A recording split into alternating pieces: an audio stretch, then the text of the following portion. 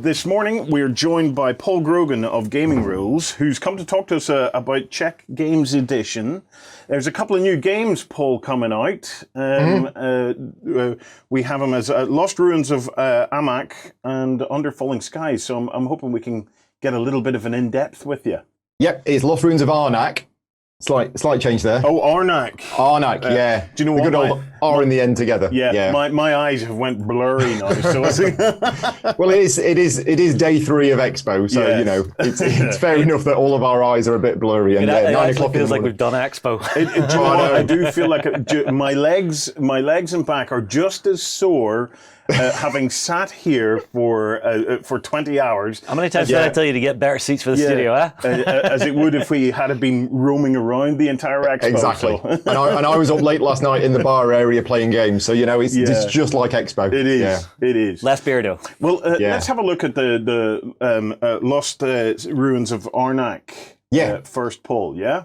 Yeah, so CGE normally target Essenspiel as the release for their games. Obviously, Essenspiel is not happening physically this year, but that's the date that they're still going to go for. So it's going to be available. This is one of 2 new games that CGE are publishing this year. It's going to be available in Q4 of this year. Don't know exactly when, but I would be hoping for somewhere around October, November time, something like that. Yeah. Do you should be able to take us through a demo? We're just watching. I can. Well, no, that was me trying to be clever. Okay. I was going to say, should we show the trailer first? Yes. Yeah, I was just having a sneaky little peek to see how long the trailer is. It's about 45 seconds, I think. Okay, let's get a look at the trailer. Yeah.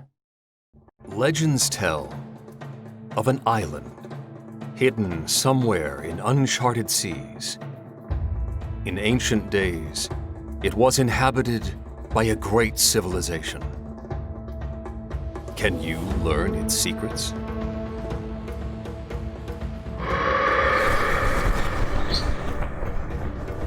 Discover the lost ruins of Arnak.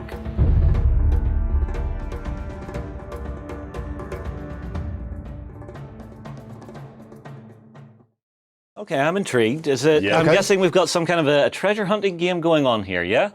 Yeah, I mean, it's exploring the ruins of an ancient civilization on an island. The designers know where the island is. Okay, we're not going to tell you where it is, but they actually do have an idea on the global map of where the island is. But there's an interesting story behind this game because I'm part of the development team at Czech Games, and every year in around March, I go over there for a year along with about 40, 50 other people, and we spend a week testing potential new games for the upcoming years, and also play testing and developing existing games that are in the development cycle. And normally with CGE, games are in that development cycle for probably about 2 or 3 years, and then they come out. So for example, Pulsar 2849 was in the development cycle for about 2.5, 3 years, and I played a number of previous versions of it before it actually got released. And the reason why this one is different is Min and Elwyn, who are the designers of this game, the 2 new designers, they've been designing games together as a couple, for a few years now, and they design games that they like to play. And they like worker placement games, they like deck building games, and they came up with the idea for this game, and they worked on it, and then they managed to just about have a prototype ready for the Czech Gaming event in March 2019. And that was the first time any of us on the development team sort of saw the game. And a month later, it was agreed that CG are going to publishing that game. It was such a short time, and they were like, well, wait a minute, this is our first real game, time that we've shown you the game. But they just hit the sweet spot with the game. Now, the game has obviously come on a lot since then, and even in the last couple of months. So the last time I presented this game to the public, not counting this weekend, was at Gen Con Online, and the game has actually changed since then. It is currently in late stage development, but it's just about being finished off. The artwork is just about being finished off, and it's going to be going to print within the next few weeks. So thematically, it's kind of set in the 1930s.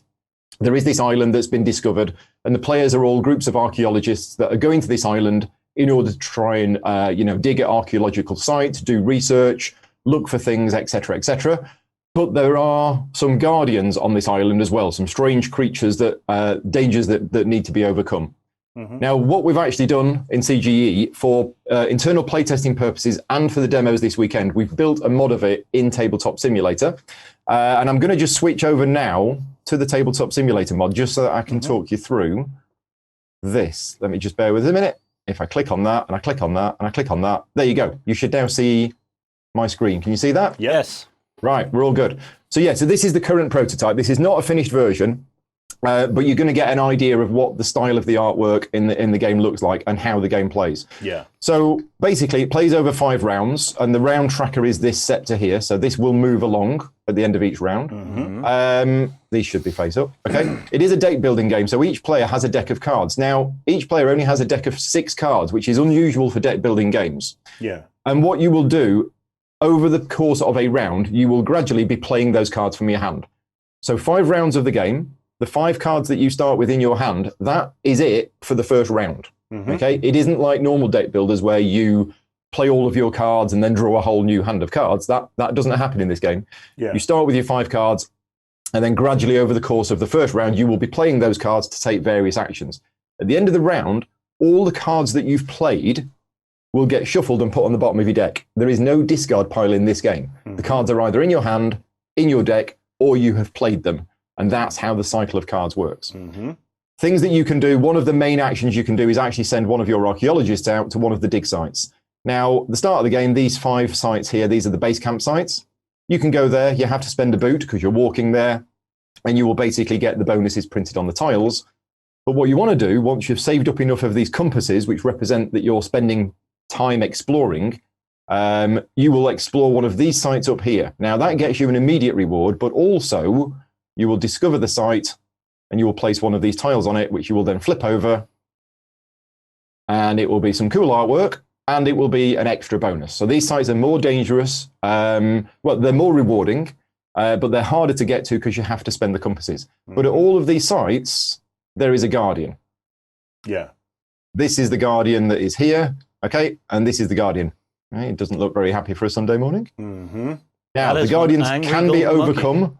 You spend the resources shown on them, and you'll get the points. This is a game where you will win by having the most points in the game. The points are only scored at the end of the game.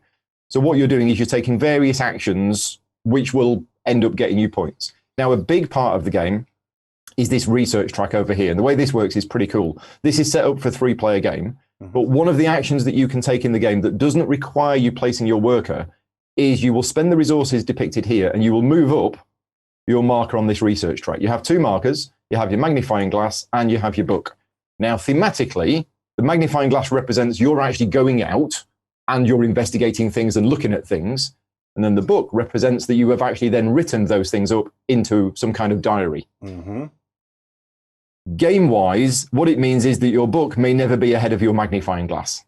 Yes. Because you've got to have seen something before you can write about it. And one of the nice things of this game, although it is a Euro game where you're trying to get points, there's a lot of rules that can actually be explained thematically, and that helps people learn the game and also immerse themselves in the game. Yes. But moving up the research track will get you a lot of bonuses and a lot of points. And right at the end is the lost city of Arnak.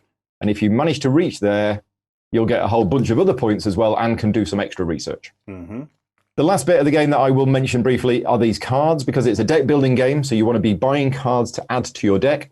There are items and there is artifacts. And this market works in a cool way because in round 1, there are 5 items and 1 artifact. When we move to round 2, there will actually be 2 artifacts and 4 items. So as the game goes on, the ratio of items to artifacts changes. These cards all give you cool special abilities when you play them. So yeah, when you first play the game, you will be like, oh, Pack Donkey, that looks cool, I'll buy that. And you won't really have an idea of how it works. But once you've played the game a couple of times, big deck of cards, you will spot certain combos. Yes. And you will be like, oh yeah, binoculars. That combos well with another thing that I got, and you'll be trying to sort of build up your deck. That's about it. It's going to be 1 to 4 players. They are going to include solo rules in the game itself. Obviously, the games that we're doing this weekend, I'm teaching people how to play, and we're playing remotely, and we're playing on Tabletop Simulator. So the games this weekend are running longer than they would normally. My honest answer is 4 players, 2 hours. Yeah. For the game. Hour and a half once you know what you're doing, but this isn't a particularly long game, and it does fly pretty quickly because players are taking sort of like what I call micro turns. It's like, right, I'm going to play this card, get a gold, buy that, done, your go. Yeah. And play will keep passing around the table until all players have basically done everything they want to do in a round. And then they say, right, I'm done. And once all players have passed, you move on to the next round. See, I like that in a game where you basically break away from the old analysis paralysis for someone sitting there for maybe 10, 15 minutes thinking about what am I going to do on my turn? What's the optimal move here? I love it. It looks beautiful. It's a beautiful looking game, Paul. It is, and this is just a prototype, as I say. Beautiful looking game, and I love the fact that it's so thematic, and the fact that the theme. Okay, some Euro games can be they can be a little bit abstract. Oh, absolutely, yeah. So. But just as you have said, the theme of this game has evolved itself into the rules, so you can explain it in a much more natural way. Absolutely, and there's one thing that happened on Friday. This card here, the binoculars, right? So let's just look at this card. This card, when you play this card, it allows you to activate a tier 1 site, so which is one of these. Okay. Now, activating means getting the abilities that's printed on it. Somebody played this card on Friday in one of my demos and said, oh, right, I get to activate a site. I'm going to activate this one. Can I also fight the Guardian while I'm there? And then they went, oh, no, wait a minute. It's binoculars. All I'm doing is looking at it. Yes. And I went, yeah. And it was just nice how I didn't actually need to answer the question because they'd worked out, oh, yeah, binoculars, activating a site. Surely I can't fight it because I'm not really there. And it was like, yeah, that kind of all fits together. The other thing as well about the game, there's going to be... as we look at these sites, you might just think, and I certainly did, I think, right, I'm a Euro gamer. This site is 2 tablets and a gold. The artwork for me was like, it doesn't really matter. Any old artwork will do. However, and I don't know too much about it, but the designers of the game have assured me that there's a whole load of backstory to this island, and they're actually going to be writing some blogs or something like that for future content. That this artwork here is not just artwork. There is a story behind it, and it is tied to the resources that you get for going to that location. They've also hinted that there are going to be some hidden messages in some of the artwork, which is going to reveal part of the backstory of the game. Now, if you're a Euro gamer like me, you can just play this game and not worry about that. You just move cubes around and count your points. But it's nice that they're putting in the extra effort into this world to create it and give it a bit more life. Yeah, it's what can I say? I love the artwork on it. It looks like a wonderful evening's entertainment. These days, I'm in lockdown pretty much like everyone else. So any physical gaming I get at the moment is just with my family. And I can see this on my dining table and us just relaxing at a weekend evening and just playing through this. And the great thing is, I like games that trigger conversations between players. Right. And I like games where you can start to slip into the theme of it and have conversations around the game, not necessarily in character, but quasi in character. I mean, one of the games that I ran on Friday was hilarious because it was a 3-player game and 2 of the players had actually progressed all the way up to the research track and they'd reached the Lost City, okay? Yeah. And then later on in the game, Matt, he managed to get there as well and he was like, yay, I've reached the Lost City, yay. Oh, wait a minute, you guys are already here. And they're like, yeah, we've been here for like weeks. What are you doing? And it was just, again, this extra bit of conversation just around purely what happened in the game. But they kind of turned it into a little story, which was really fun. And that is... That's a crucial part of gaming for me. Obviously, Paul, me and you are on different areas of the spectrum here. I'm a miniatures gamer. I like to see my narrative play out on the tabletop. This is a wonderful crossover here between the Euro and and where I am, and I love the fact that they're putting the extra effort into the artwork, not just from the perspective of being beautiful, but it being meaningful. Yes. And that it will unlock stories and things that we can use to describe the game. Yeah, which is not something, to be honest. I mean, I've worked full time in the industry for about 6 years now, and this isn't something you see. What normally happens with the production of games is that the designer will come up with, here's a location, the rewards are 2 tablets and a gold. Off you go and do some artwork. Yeah, and then the artist will do some artwork and slap it on, and that's it. Yeah. With this one, because the designers are actually part of the CGE team, they work for CGE, the artist works for CGE, it's all being done together. Everything is joined up So, there's a lot of direction going on. And it, as I say, I think that shows in the game, and it's really nice. So I'm really looking forward to the end product. The first version I've played of this game was in March 2019 with little bits of paper and Lego. Yeah. Because as I said, the designers just sort of finished it off, brought it there. They stole their kids' Lego to make some pieces. And I've got high hopes for this one. I'm very happy to see it. Yeah. Yeah, there's another wonderful aspect to this as well that also appeals to me. So you're the narrative gamer. You love telling stories. I'm the tactical gamer. I love playing different tactics on the table. So with the way the board's laid out, because those locations are always going to be changing, where you're going to those sites, your narrative's going to change, but also my tactics are going to change as we play through it. Yeah. There is no like chess maneuvers in this. It's always something new. You're always on your feet and always thinking. That's something I really adore in games. Yeah, and the tension in the game comes, it's worker placement, which means once one player has gone onto a particular space, nobody else can go there in the same round. And the research track, I've taken it off screen now, but there were particular tiles on there which reward the first player to get to that location. So the player interaction in the game isn't direct, it's more competing for certain areas and getting to places, before the others. I'm going to do a very quick shout out, actually, to Dave Doggy. He's in Spain, right? Hello. And he says, God, it's very early for you guys now. And it must be like 9 a.m. This must be pre-recorded. No, it's not. Here's the thing you forget. We were in streaming till about, what, 10 o'clock last night. Yes, so there was no pub time. That's why we're able to get up early. Yes, no pub time. I've been actually in the studios since 5:30 this morning, working on a dungeon, actually. There you go. I mean, this is the funny thing with virtual conventions. I'm sat at home. My partner's trying to sleep in the other room. I didn't have time to let the cats out this morning, so the cats are walking around the house, wailing away because I haven't fed them or let them out. And they might jump up on the table at any moment. You don't get that. If I was there with you now, we're doing this. Yeah.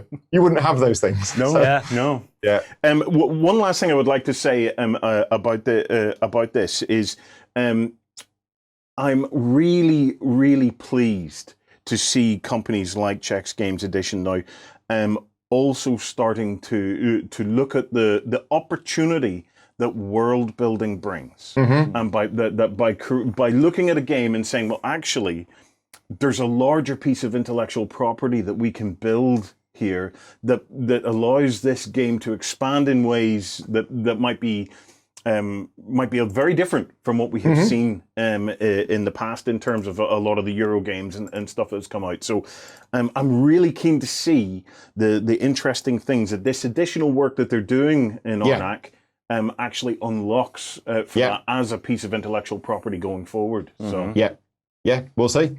Okay, right. Next up, we have Under Falling Skies, Paul. Now, there's another. This is another interesting story with this one. So, Under Falling Skies is actually available right now as a print and play on Board Game Geek, and it has been for a couple of years because Board Game Geek runs various contests throughout the year. And a couple of years ago, they ran this contest for designers to create a 9-card game. And this won, I think, the best game, best innovative game. It won so many awards. The design contest was basically to create a game that only used 9 cards with a few extra other components. Yeah. And this game won. So this game has been out there on BGG as a print and play for quite some time. CGE made the decision, again, in 2019, that they were going to publish this game. Now, historically, CGE have not published solo games.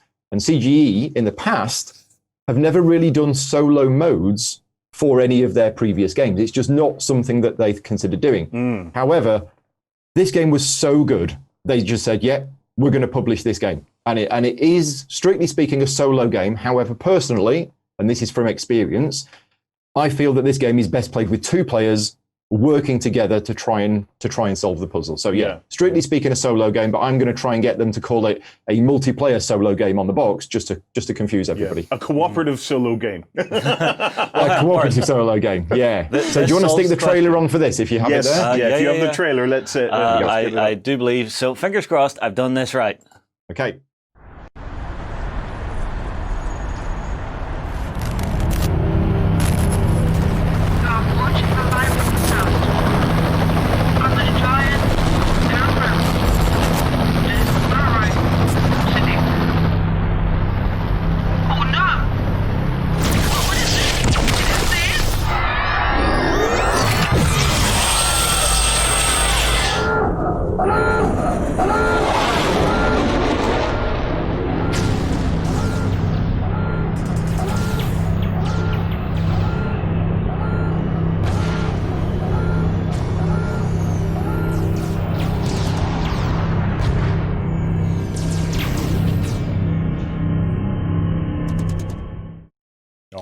Interesting. Here we have it. This is is Will Smith in this game? No, but Jeff Goldblum is. So yeah, while we were doing it, I've switched over to the overhead camera just to give you an idea about this, because I've actually got a demo of this running straight after this interview, and this is what I'm using to do the demos of this game. I'm basically sharing my screen with people playing on Discord, and we're doing demos of it. So yeah, the theme of this game is the alien mothership has arrived. It is heading down, and it is trying to destroy the planet. It will move down gradually at the end of this round. At the end of each round, the mothership will move down. If it ever reaches this space with the skull, you lose the game immediately. The mothership is launching these alien spacecraft. These will move down the board towards you. Feel free to make Space Invader noises as they move down. It's rattling around in my head, man. There it is. When they reach the city, they will deal 1 point of damage, and then the ship will respawn at the end of the round. The way you win the game is by doing research into a weapon which will defeat the aliens, which is represented by moving this marker all the way to the top of the track. If you do that, you win the game. Now, the game is going to come with multiple different cities. The print and play that's available online right now is just default rules, very, very basic. But what CGE have been doing with the designer and the development team, they've been adding a whole bunch of extra stuff to this game. So there's going to be over 20 different cities which you can choose to defend. This one is New York. Each one will have a special ability. Also, the base layout, if I just look at this base layout, there's going to be multiple boards. They're two-sided, so there's all sorts of different configurations that you can have. And I've done that wrong. There we go. And that is going to increase the variability of the game. You can also customize the difficulty of the game even further by flipping one or more of these boards over. So this is difficulty level 1. If we decide we're going to flip this board over, that is now difficulty level 2. If we flip this one over as well, that's difficulty level 3. So you've got a lot of customization with the game, which I think is really important in solo games, because, you know, I remember playing a solo game about 15 years ago, and it was like, the objective of the game is to do this. And I played it a couple of times, and I did this, and I'm like, right. Now what? There was nothing to make me go back. Now, with this one, I can beat this almost every time on difficulty level 1, most of the time on difficulty level 2, difficulty level 3, not quite. Yeah. Whereas the designer is quite often playing this on difficulty levels 4 and 5. There's a lot of tricks and tips that you can learn in the game. Yes. So let's talk about how the game plays. At the start of each round, you will roll the 5 dice. So there's 2 white and 3 black. And then you must make a decision about where you're going to put those dice. Now, you put those dice into your base. Your base is divided into 5 columns. I've lost the excavator. There we go. And every column must have a dice placed in it. So if you decide to put the 5 here, for example, you then can't then put the 6 down here. So you've got to be very careful about where you put the dice. Now, you might think, well, hang on a minute, this is really random because you've rolled the dice. But although the initial roll is random, there's a lot of options, because high values are good because they get you to do more things in your base. But every time you put a dice in a column, all of the alien spacecraft in that column move that number of spaces towards you. So a 5 is awesome, but 1, 2, 3, 4, 5. That's going to move 5 spaces closer.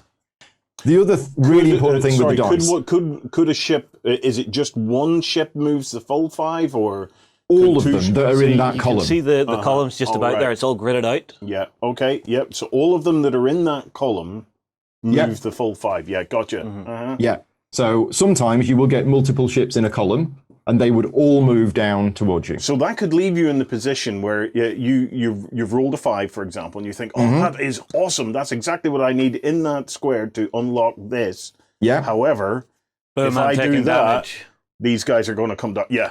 Wow. And your base will take a point of damage. Now, as I always explain when I'm demoing this game, you win or you lose this game. There is nothing else. Therefore, if you win the game and you've got 1 hit point left, it's still a win. Yes. Okay? Right? New York has been absolutely devastated, but it's still a win. So taking damage, sometimes you have to do that. You're like, you know, and I've seen people playing it. They're like, oh, no, I can't put a 5 there because we'll take a point of damage. Yeah. It's 1 point of damage. That's fine. It's obviously you don't want to take all of this. Yes. So back to the dice, the white and the black ones, and this is the really crunch decision point in the game. Every time you place a white dice, and you can place any one of the dice first, but if you place a white one, you re-roll all of the rest of them, and you must re-roll. So the situation here is like, okay, well, we really want a 2 5s. Okay, so let's place the black one here first. Yeah. Then we don't really like these numbers, and these are really too big for us. So I'll tell you what, let's place the 5. Yeah. Right, now let's re-roll what we've got left. We got a 2. Excellent. We need a 2, but we also need the 4. So we'll put the 4 first, then we'll put the 2, then we re-roll this one. Okay, so you do have various options with the placement of the dice.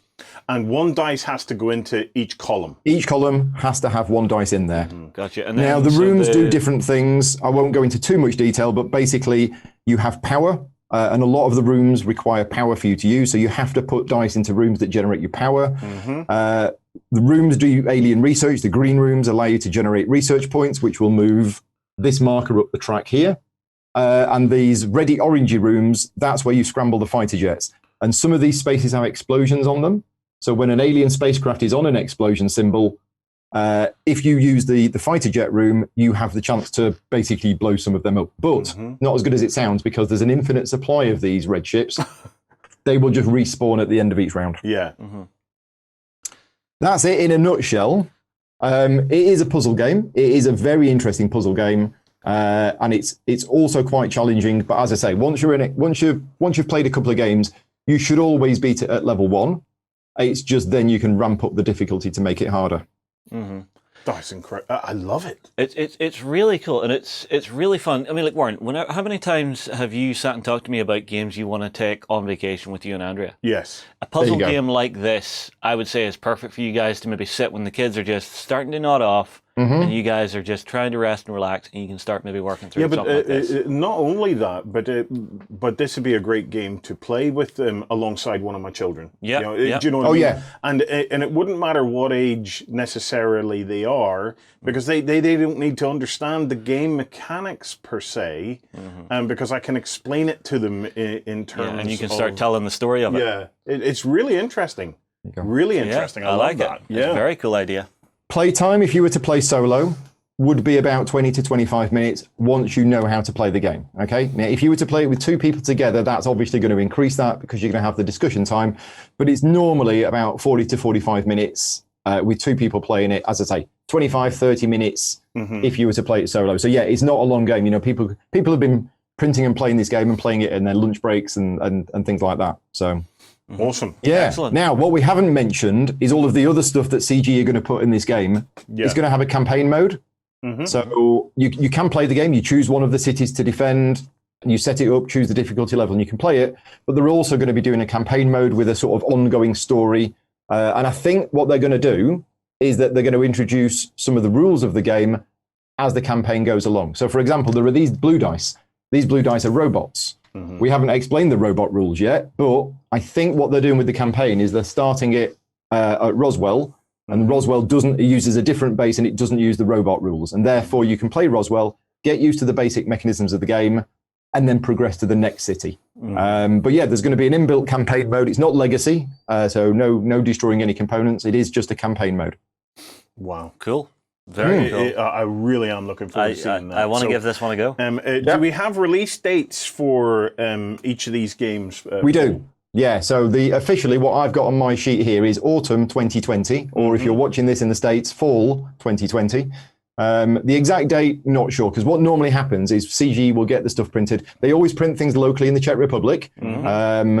So a lot of people are a bit confused because 3 weeks before Essen, right, the rule books for these games are not available on BGG. Yeah. And all the forums are like, well, wait a minute, there's no rulebook available. Yes. Surely the game can't be printed in time. But because CG get things printed literally in Prague, in the same city as where the CG is based, they go to the printers on the Friday with a memory stick, which is probably not a memory stick these days. Yeah.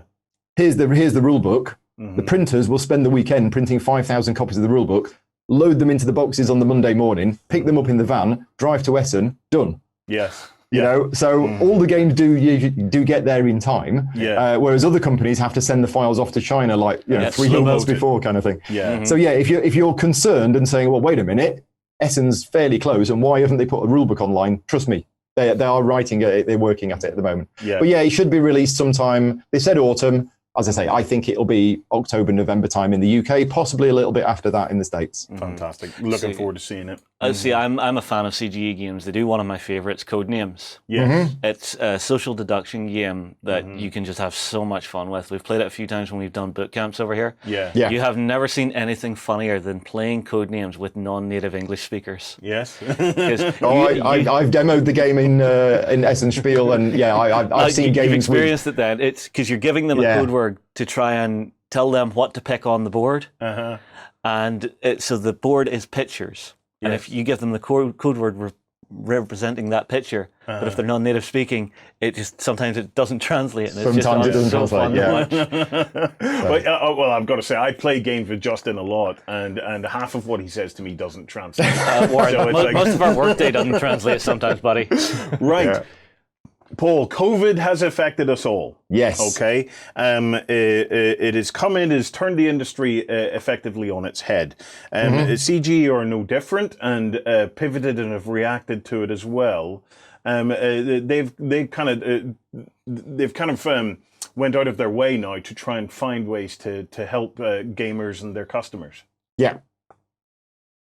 And this goes back to one of the things that I mentioned earlier on about solo games, that in the past, CG haven't really done solo modes for their games. Yeah. But during the coronavirus, obviously, a lot of people are stuck at home, and solo gaming was already on the rise. It has already become very, very popular over the last 2 years, I think, is when I noticed the popularity going up. But what CG have done during the lockdown is that basically they diverted some resources to design solo modes for some of their existing games. So Sanctum was the game that came out last year, which is a group of heroes traveling through land, fantasy sort of fighting demons and defeating a big boss at the end. That game was crying out for a solo mode. It didn't have one included in the game, but there is now a solo mode. So if you own Sanctum, the solo mode is available. All of the files are there. You can go on and you can get them. And also a game that I never thought they'd be able to do a solo mode for, and that is Adrenaline. So Adrenaline is a game from a few years ago. It is a 3 to 5 player game, which is basically a first-person shooter. So Right. 3 to 5 players are running around an arena, picking up weapons, shooting each other, and they've done a solo mode for that as well, which I've not played it myself, but I've spoken to people who like Adrenaline, and they said the solo mode is really good. So solo modes for those two games are available right now. And as I mentioned, Lost Ruins of Arnak, that is going to have a solo mode built in right from the outset. So personally, as a new to solo gaming person myself, which actually started before lockdown, I started becoming a bit of a convert before lockdown. I'm very happy about that, because I've actually got some friends that won't buy a game unless it has a solo mode. Yes, we're seeing a lot of that, even on Kickstarter. We're seeing a lot of the consumer base becoming more demanding. I want in a polite way, more demanding. But but solo mode is becoming one of those checkboxes that many games has to tick.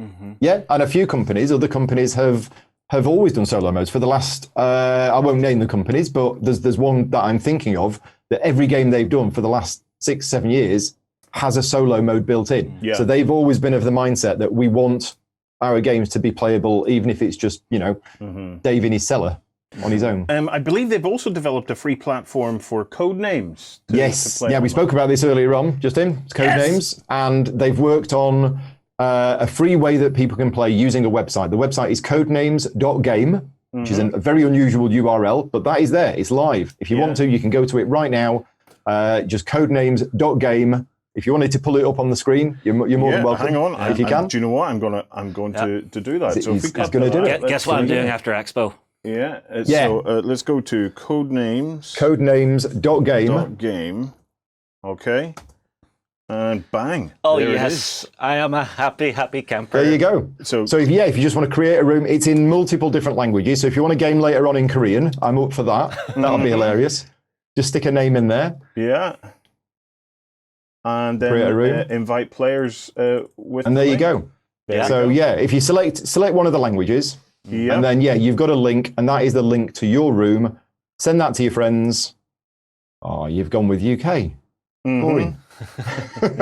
And there we go. There you go. Yeah. So what will happen is that somebody will join a spy master on each team, and if you just want to join a spy master, I'll show you what happens. Okay. There we go. Right, so there you go. You can see which ones are red, which ones are blue, and which one is the assassin. Yep. Anybody who joins that game as an operative won't see that. Yep. And then basically you can use Discord or Skype or something like that, or Zoom to chat to other people. You can give the clues, but within the game itself, you actually enter the clue, enter the number, and then the other team will be talking to each other, click on them, and it's just great. I mean, I've been doing some games of this over the weekend. I did a couple of games yesterday, and what was really nice is that, Codenames is a game that I played a huge amount when it came out, and then it doesn't get to the table anymore, because working in the industry, I'm always working on new games, developing new games, but playing Codenames again over this weekend with people. I mean, we played a game yesterday. My spy master was in Australia, and my teammate was on the west coast of America. Nice. And it was just brilliant. And it was, and the other teams, one of them was based in the UK, somebody else was it was just fantastic. So yeah, we've played a whole bunch of Codenames, and that's free. That is available right now on that website. Technically speaking, it is still in beta, but it works fine. And it's been working fine for ages. So yeah, that's Awesome there now. sauce. Yeah. Paul, before we go, Yes. Can people join in on game demos and things today? Yeah, so right after this, I have a game of Under Falling Skies, which is going. That will be broadcast on CGE's Twitch channel and also my Gaming Rules YouTube channel. So that's with Andy Lewis from Polyhedron Collider, Luke Hector from Broken Meeple. That is happening at 10 o'clock today. They will be trying to save the planet. I've then, again, all of this is going to be on CGE's Twitch channel and my YouTube channel, but I have another game of this, and also to finish off Expo, I've got another game of Lost Ruins of Arnak. So that's today.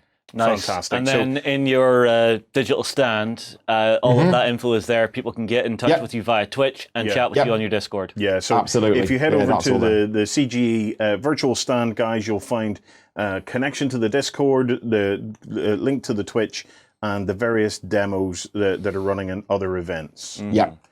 Paul, that was a blast, man. We have one more thing to talk about very quickly. Oh, yes, we do. Main talking point 3. Yeah.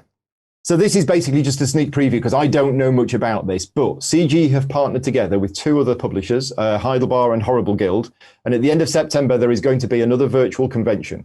So this is a virtual convention. I'm not quite sure exactly how it's going to go. All I know is that CG have asked me to run demos that weekend. So for me, I will very likely be spending that weekend, I think it's 24th to the 27th of September. The name of it is Castle Tricon at the moment. And yeah, it's going to be a 3D world experience for participants. I've just read that directly from the document. As I say, all I know is I'm going to be demoing Under Falling Skies and Lost Ruins of Arnak all weekend, but it's 3 publishers who've got together, and they're going to basically put on this virtual convention. More information to follow. Keep an eye on CGE's social media and CGE's website for more information. Fantastic. I think I'm going to reserve a seat right now for Arnak. Yes. Because I really want to give it a go. Absolutely. Well, I will try and remember to give you a sneaky advance booking. Just give me a nudge in the ribs going, get in. I will. Paul, an absolute pleasure, man. Let's keep in touch, and we can see these games as they come out. We'll try and get you on the show to tell us a bit more about them and others anytime. as they come through.